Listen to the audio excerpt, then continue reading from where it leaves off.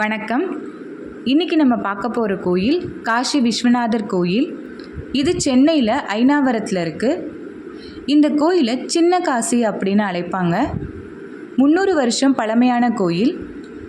400க்கும் மேற்பட்ட பாரம்பரிய கட்டிடங்களில் இந்த கோயிலும் பழமையான கட்டிடம்னு மெட்ராஸ் ஹைகோர்ட் அறிவிச்சிருக்கு. சரி, நம்ம இந்த கோயில் பற்றி வரலாறை பார்க்கலாம்.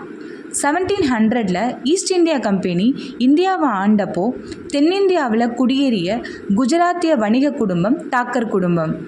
இந்த தாக்கர் குடும்பம் கட்டிய கோயில் தான் இந்த காசி விஸ்வநாதர் கோயில். தாக்கர் குடும்பத்தை சேர்ந்த ரம்கோர்பாய் மற்றும் ரத்னாபாய்னு 2 பெண்கள் காசி யாத்திரைக்கு போகிறாங்க. சிவன் மேலே இருக்கிற பக்தி காரணமாக அங்கேருந்து 2 சிவலிங்கங்களை இங்கே எடுத்துகிட்டு வராங்க.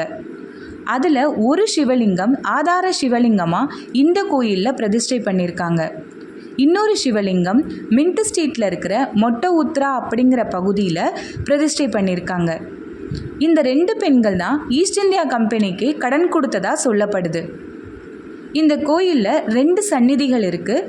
ஒன்று சிவபெருமானான விஸ்வநாதருக்கும் இன்னொன்று விஷாலாட்சிக்கும் தனித்தனி சன்னதிகள் இருக்குது. கோயிலுக்கு எதிரே ஒரு தீர்த்த குளம் இருக்குது. கோயிலில் பெரிய கோபுரங்கள்லாம் இல்லாமல் ஒரு பாரம்பரிய முறையில் கட்டப்பட்ட சிறிய கோபுரமும் மண்டபமும் இருக்குது.